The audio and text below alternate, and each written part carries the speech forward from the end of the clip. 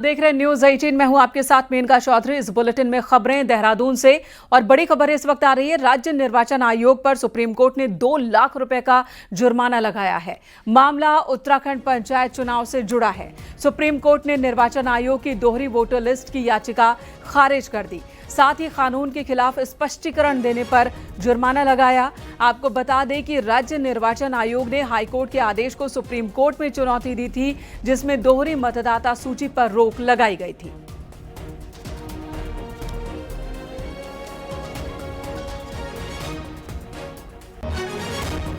बड़ी खबर इस वक्त आ रही है। राज्य निर्वाचन आयोग पर 2 लाख रुपए का जुर्माना लगा है। सुप्रीम कोर्ट ने यह जुर्माना लगाया है और यह मसला जुड़ा है दोहरी मतदाता सूची से। सुनील व प्रभात हमारे सहयोगी इस वक्त हमारे साथ जुड़ चुके हैं। सुनील, बहुत बड़ी खबर आ रही है सुप्रीम कोर्ट से राज्य निर्वाचन आयोग पर 2 लाख रुपए का जुर्माना। विस्तार से बताएं कि यह मसला कैसे पहुंचा था सुप्रीम कोर्ट और अदालत ने यह जुर्माना क्यों लगाया है। देखिए, मैंने कहा उत्तराखंड में हाल में ही जो पंचायत चुनाव हुए, इसमें एक सबसे बड़ा विवाद का विषय रहा था कि 2 मतदाता सूची वाले बहुत सारे मतदाता भी थे और बहुत सारे ऐसे कैंडिडेट, करीब 700 से अधिक ऐसे कैंडिडेट थे जिनके नाम 2-2 जगह मतदाता सूचियों में थे। इसको लेकर ऑब्जेक्शन जताया गया, मामला हाईकोर्ट में पहुंचा, लेकिन राज्य निर्वाचन आयोग का कहना था कि जो दोहरी मतदाता सूची वाले हैं, जो जिनका नाम पंचायतों के अलावा भी दूसरी प्रादेशिक निर्वाचन सूची में शामिल है, वो यहाँ पर वोटिंग कर सकते हैं, उनको चुनाव लड़ने की इजाज़त दी गई थी। इसके खिलाफ मामला हाईकोर्ट में पहुंचा। हाईकोर्ट ने इस पर रोक लगा दी थी। हाईकोर्ट ने कहा कि ये वैध नहीं है कि अगर आपका 2-2 निर्वाचन क्षेत्रों की सूची में नाम शामिल है तो उसे वैलिड नहीं माना जा सकता। इसके खिलाफ राज्य निर्वाचन आयोग सुप्रीम कोर्ट गया था, जिस पर आज सुनवाई हुई। सुप्रीम कोर्ट ने इस पर कड़ा रुख अपनाया और सुप्रीम कोर्ट ने कहा कि जो राज्य निर्वाचन आयोग है वो कानून की व्याख्या कर रहा है, लिहाजा उस पर 2 लाख का जुर्माना लगा। इसके साथ साथ ही राज्य निर्वाचन आयोग की वो याचिका भी खारिज कर दी गई जो हाईकोर्ट के आदेश को चुनौती दे रही थी। जी सुनील, तो पंचायत चुनाव से पहले जिस मसले पर विवाद था, चुनाव संपन्न हो गया, उसके बाद भी इस मसले पर विवाद बरकरार है और इसी बीच सुप्रीम कोर्ट का ये बड़ा फैसला, राज्य निर्वाचन आयोग को इस मुद्दे पर एक बार फिर मुंह की खानी पड़ी है। धन्यवाद आपका इस वक्त पूरी जानकारी देने के लिए। इधर हरिद्वार नगर निगम जमीन खरीद मामले में आईएएस सचिन कुर्वे जांच अधिकारी होंगे। 2 आरोपी अधिकारियों की भूमिका की जांच करेंगे, जिसमें 2 आईएएस और 1 पीसीएस अधिकारी शामिल हैं। वहीं बाकी आरोपी कर्मचारियों की जांच पीसीएस अधिकारी ललित नारायण मिश्र करेंगे, जो इस वक्त अपर निदेशक शहरी विकास हैं।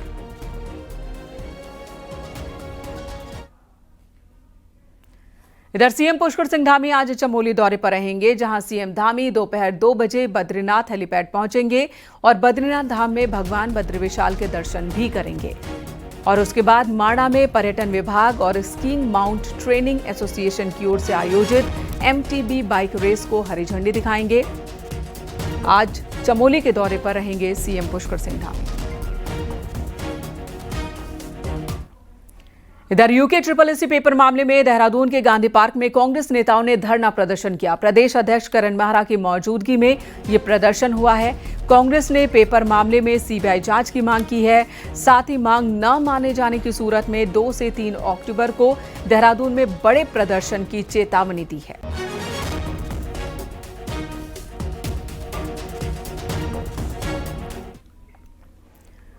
हरिद्वार के जगजीतपुर इलाके में जंगली हाथियों का घूमना आम बात हो गई है। शुक्रवार सुबह जमालपुर कला रेलवे क्रॉसिंग पर 3 हाथियों का एक झुंड चहलकदमी करता नजर आया और हाथियों का झुंड रेलवे क्रॉसिंग पार कर जमालपुर कॉलोनी में दाखिल हो गया। जंगली हाथियों की आवाजाही से स्थानीय लोगों में दहशत है। लोग वन विभाग से हाथियों की आवाजाही पर रोक लगाने की मांग कर रहे हैं। उनका कहना है कि ऐसी व्यवस्था की जाए कि हाथी शहरी इलाकों की तरफ न आए। उधर हल्द्वानी के पनियाली गांव में घुस गया एक हाथी, किसानों की फसलों को नुकसान पहुंचाया। गांव में हाथी घुसने से लोगों में दहशत है। खेतों में घुसे इस हाथी ने खूब उत्पात मचाया, जिसे गांव वालों ने शोर कर भगाया। सूचना के बाद वन विभाग की टीम भी मौके पर पहुंची, जिसके बाद हाथियों को गांव से खदेड़ा गया। इधर अल्मोड़ा में वन विभाग के लगाए गए पिंजरे में एक गुलदार कैद हो गया। वन विभाग की टीम ने गुलदार को रेस्क्यू सेंटर भेजा। बीते एक हफ्ते में 2 गुलदार पिंजरे में फंसे हैं, जबकि कई जगहों पर पिंजरे लगाए गए। कई दिनों से गोलना कनरिया इलाके में गुलदार दिखने से लोगों में दहशत है।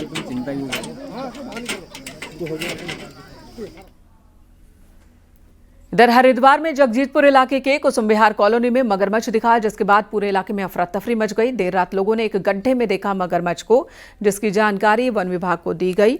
सूचना पर वन विभाग की टीम पहुंची, मगरमच्छ का रेस्क्यू किया और उसे सुरक्षित जगह पर छोड़ा।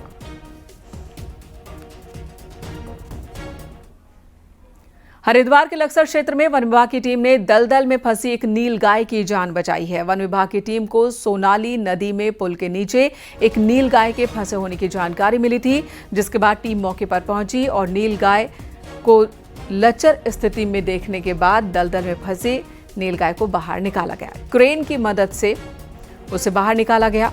वन कर्मी खुद दलदल में उतरे, रस्सी बांधकर नील गाय का रेस्क्यू किया।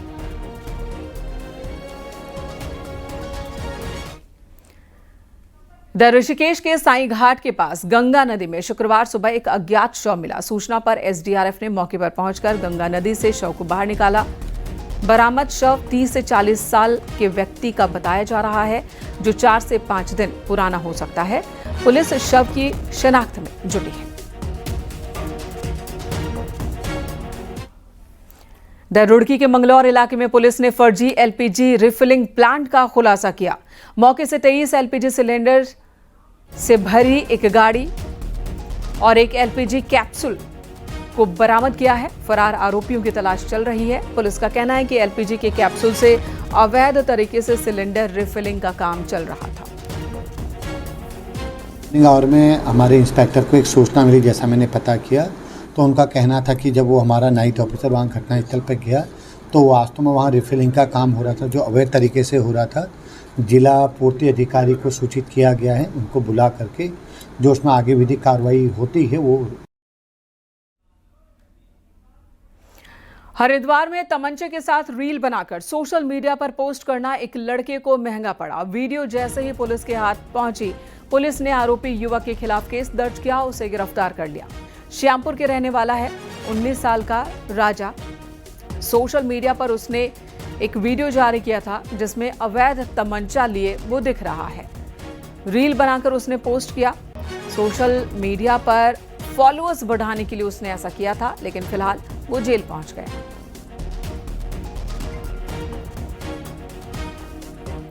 उत्तरकाशी की गंगोत्री हाईवे पर ऑल वेदर रोड के काम कराए गए थे, लेकिन इस बार की बारिश के बाद बड़ी संख्या में लैंडस्लाइड जोन एक्टिव हो गए। हाईवे पर नगुण से लेकर देवीधार तक बारिश के दौरान तकरीबन 24 से ज्यादा जगहों पर लैंडस्लाइड जोन एक्टिव हो गए हैं। लगातार यहां से मलबा गिर रहा है, लोगों को आने जाने में दिक्कत हो रही है। स्थानीय लोगों का कहना है कि ऑल वेदर रोड के काम में लगी कार्यदायी संस्था की लापरवाही की वजह से ही लैंडस्लाइड बढ़ गई है। हाईवे को कई जगहों पर नुकसान पहुंचा है। आसपास के गांवों पर भी भू धसाव का खतरा बढ़ गया है। लापरवाही और इनका जो ये काम चल रहा है ये बिल्कुल बेकार है। इसमें हम लोग बिल्कुल खतरे में हैं और इन्होंने नीचे कटिंग शुरू कर दिया। कटिंग शुरू करने के बाद ये पूरा गांव ऊपर से धस चुका है। पूरा हमारी पूरी जमीन, पूरा मकान सब ऊपर जो है क्रीक हो चुके हैं और जमीन पूरी मतलब पूरी खत्म हो गई ऊपर से। तो इसमें इतना लापरवाही हो रही है कि हमारी पूरी रोड अस्त व्यस्त हो रखी है और ये हरियती के नीचे पूरा गांव इससे धसाव हो रहा है। और ये जो कार्य हो रहा है अभी इसको 6 महीने भी नहीं हुआ होगा और इसको देखो तो पूरा ये धस गया है। कार्य गुणवत्ता अच्छी नहीं है। गंगोत्री हाईवे पे जो भूस्खलन जोन है लगातार एक्टिव है। ग्राउंड जीरो पे न्यूज 18 है। न्यूज 18 आपको दिखा सकता है कि धरासू से और चिनाई छोड़ के बीच में किस तरह से भूस्खलन सक्रिय है और जिस तरह से ऑल वेदर की कटिंग हुई। और ऑल वेदर की कटिंग के कारण हालात यह है कि जगह जगह बड़ी संख्या में भूस्खलन जोन एक्टिव हुए हैं। कई मीटर के एरिया में हुआ है और यहाँ पे जो करोड़ों की लागत से जो दीवार बनाई गई थी गंगोत्री हाईवे पे, उस पे भी पूरी तरह से दरार पड़ गई है। तो ये भी इस पे भी सवाल खड़ा हो रहा है कि 8 करोड़ के लगभग की लागत से जो ये निर्माण कार्य किया गया था, नीचे से बड़ी दीवार लगाई गई थी और वो भी पूरी तरह से दरार पड़ चुकी है एक हिस्से में, जिससे पूरी जो दीवार है करोड़ों की लागत की, इस पे खतरा मंडरा रहा है। उस पे सवाल खड़े हो रहे हैं। दूसरा जो कार्य कराया गया गुणवत्ता पे भी सवाल खड़े हो रहे हैं। तो और लगातार जो हाईवे है दरक रहे हैं, भूस्खलन भूदशाओं की स्थिति बनी हुई है। तो कहीं ना कहीं गुणवत्ता पे भी सवाल है और ऑल वेदर की कटिंग जिस तरह से कार्य हुआ उस पर भी सवाल खड़े स्थानीय लोग कर रहे हैं। Balveer Parmar, news 18, Gangotri highway, Uttarkashi. उत्तरकाशी में यमुनोत्री हाईवे पर धरासू से लेकर पालीघाट तक कई जगहों पर लैंडस्लाइड जोन की ट्रीटमेंट की गई, जो इस बार की बरसात में ध्वस्त हो गए। आरोप है कि जो काम कराए गए थे उसमें घटिया क्वालिटी का सामान इस्तेमाल किया गया, जिसकी वजह से ही निर्माण कार्य ध्वस्त हो गए। यमुनोत्री हाईवे की बात की जाए तो कई जगहों पर लैंडस्लाइड की वजह से रास्ते बार बार बंद हुए और हाईवे को भी नुकसान पहुंचा है।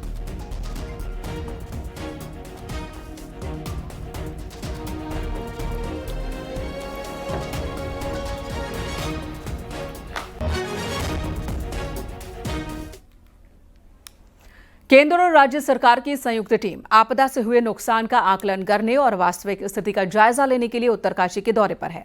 आपदा से जिले के हर्षिल, धराली, स्याना चट्टी, जंगल चट्टी, सोनगाड़, लिमचागाड़, साथ ही कई और स्थानों पर भारी क्षति हुई है। कुछ यात्रा मार्ग पूरी तरह से ही ध्वस्त हो गए। जनजीवन पर इसका असर पड़ा है।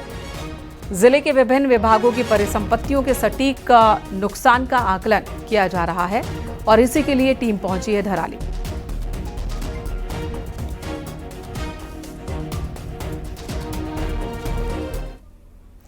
हल्द्वानी के पास लालकुआं में एक प्रॉपर्टी डीलर एक पटवारी से इस कदर परेशान हो गया कि उसने कथित तौर पर आत्महत्या कर ली।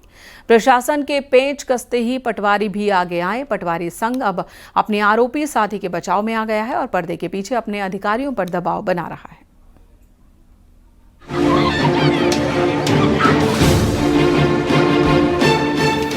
लोगों का ये गुस्सा 2 दिन पहले हल्द्वानी के लाल कुआं में हुई एक प्रॉपर्टी डीलर की आत्महत्या के बाद का है।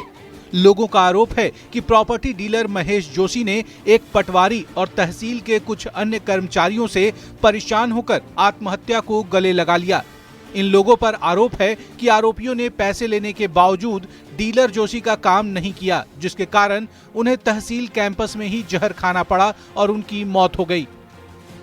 इनको मारने का पूरा काम है वो तहसील का है, क्योंकि ये अब जो जिस पटवारी का इसमें इन्होंने सुसाइड नोट में नाम लिया है पूजा रानी, मैं पूरा से उसको देता हूँ कि इनकी मौत का कारण पूजा रानी है, क्योंकि ये उन्हें जो सुसाइड नोट में हमें पता चला और पहले भी जब बात होती थी ये बहुत उत्पीड़न करती थी, कोई ऐसा कार्य होता था पैसों की डिमांड करते रहती थी। तो कई बार इसमें और भी अधिकारी मिले हैं। जोशी ने अपनी सुसाइड नोट में एक पटवारी और कुछ अन्य नामों का जिक्र किया है। इन्हीं आरोपों के आधार पर प्रशासन ने अपनी जांच शुरू कर दी है। एक तरफ जहां आरोपी पटवारी के खिलाफ आपराधिक मुकदमा दर्ज हो चुका है, वहीं दूसरी तरफ उनका ट्रांसफर भी कर दिया गया है ताकि जन आक्रोश को शांत किया जा सके। उसके संबंध में अब एफआईआर दर्ज हो गई तो निश्चित रूप से इन्वेस्टिगेशन चलेगा और न्याय का सामान्य सिद्धांत कहता है कि अगर कोई कसूरवार नहीं है तो उसे दंड नहीं मिलना चाहिए। इसी के तहत जो है उसको बेल भी मिल गई है, अग्रिम जमानत मिल गई है और पुलिस जो है अपना कार्य कर रही है। हालांकि प्रशासन की ओर से इस कार्रवाई के खिलाफ उसके अधीन काम करने वाले पटवारी आ चुके हैं। पटवारी संघ अंदर खाने इस कार्रवाई का विरोध कर रहा है और आरोपी पटवारी की आपराधिक जांच पूरी होने तक किसी तरह की कार्रवाई न करने की मांग हो रही है। हल्द्वानी से न्यूज 18 के लिए शैलेंद्र नेगी की रिपोर्ट।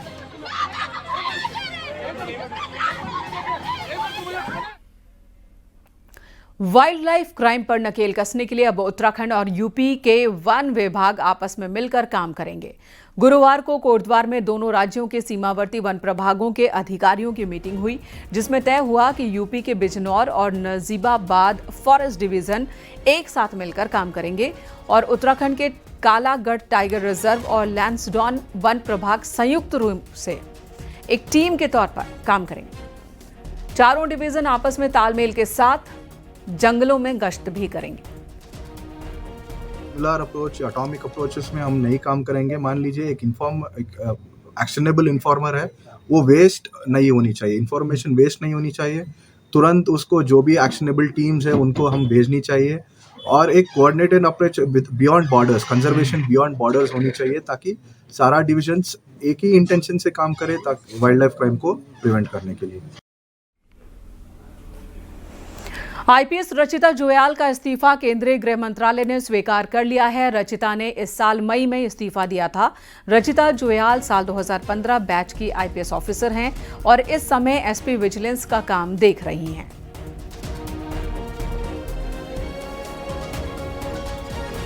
पीएम मोदी के आने के बाद आदि कैलाश धार्मिक पर्यटन नक्शे में स्थापित हो गया। यहां साल दर साल श्रद्धालुओं की संख्या में इजाफा देखने को मिल रहा है, लेकिन अब पर्यटन महकमा इस इलाके को साहसिक पर्यटन का केंद्र भी बनाने की तैयारी में है।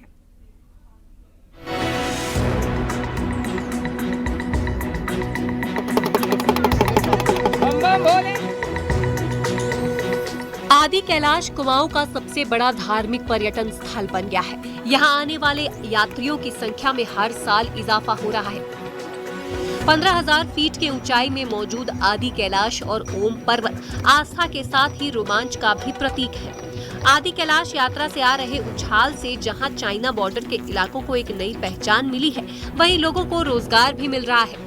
साथ ही अब सूबे का पर्यटन महकमा इस पूरे इलाके को साहसिक खेलों का केंद्र बनाने जा रहा है, जिसके लिए अभी से कवायद भी तेज होने लगी है। अल्ट्रा मैराथन पहली बार होगा, बड़ा चैलेंजिंग होगा और इसमें लगभग 60 किलोमीटर की दूरी मैक्सिमम अल्ट्रा मैराथन में रखी है। फर्स्ट फेज में हम लोगों ने 60 किलोमीटर रखा है इस साल।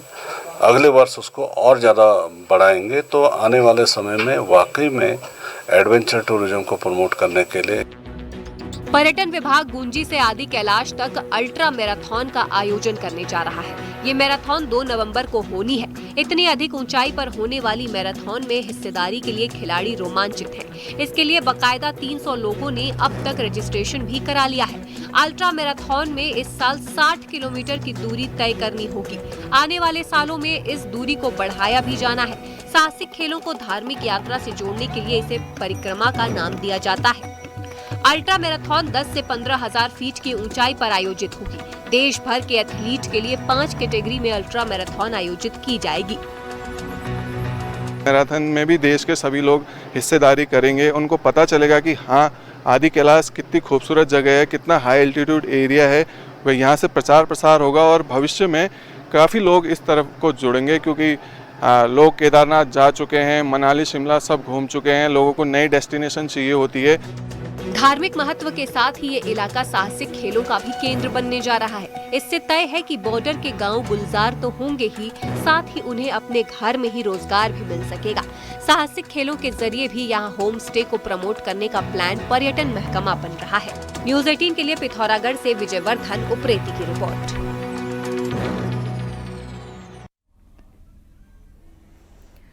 उत्तरकाशी चिन्यालीसौड़ हवाई अड्डे पर C-295 सैन्य विमान से सेना के 28 कमांडो ने तकरीबन 10,000 की फीट की ऊंचाई से पैराग्लाइडिंग की।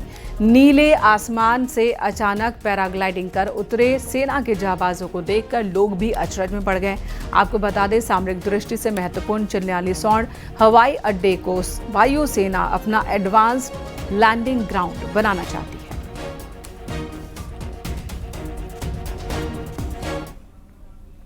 यूं तो इन दोनों हर जगह रामलीलाओं का मंचन चल रहा है, मगर कुमाऊं में होने वाली रामलीला की बात ही कुछ और है। यहाँ की रामलीला भीमताल के एक स्थानीय ज्योतिषी पंडित रामदत्त के लिखे रामचरितमानस के हिसाब से होती है। हालांकि रामलीलाओं में कुछ बदलाव भी आए हैं, लेकिन इनकी लोकप्रियता में कोई कमी नहीं आई है।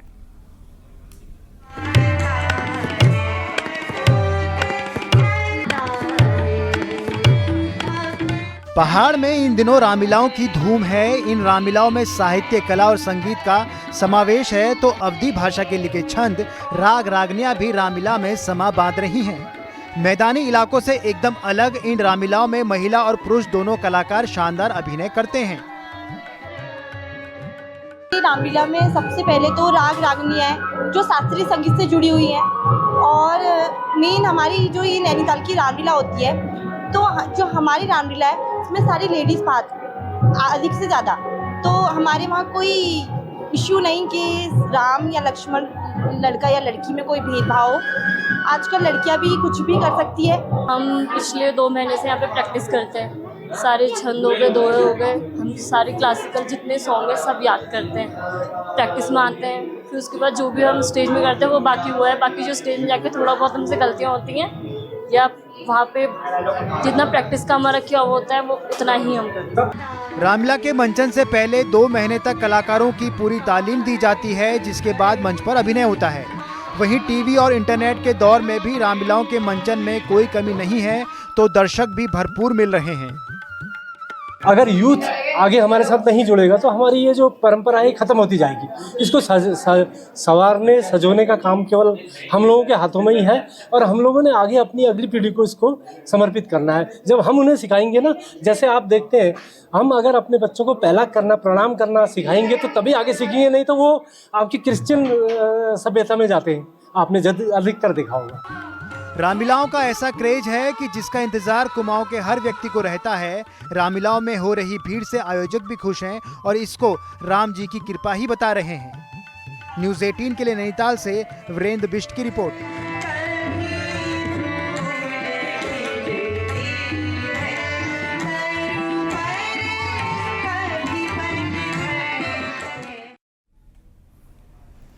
चमोली में भारत चीन सीमा पर स्थित देवताल इन दिनों बेहद खूबसूरत नजर आ रहा है। मॉनसून के बाद प्राकृतिक झील पूरी तरह से चार्ज हो चुकी है और झील का पानी कांच की तरह साफ दिखाई दे रहा है। इसी के साथ चारों तरफ खूबसूरत पर्वत श्रृंखलाएं हर किसी को अपनी तरफ आकर्षित करने वाली हैं। भारत चीन सीमा पर स्थित देवताल धार्मिक मान्यताओं के लिए भी जाना जाता है।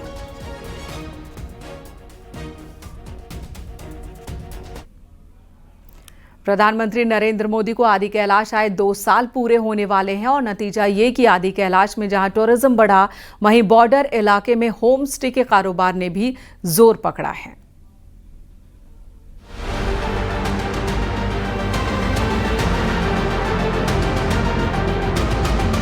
अक्टूबर 2023 में प्रधानमंत्री नरेंद्र मोदी पिथौरागढ़ जिले के आदि कैलाश आए। तब से आदि कैलाश की यात्रा ने रफ्तार पकड़ी।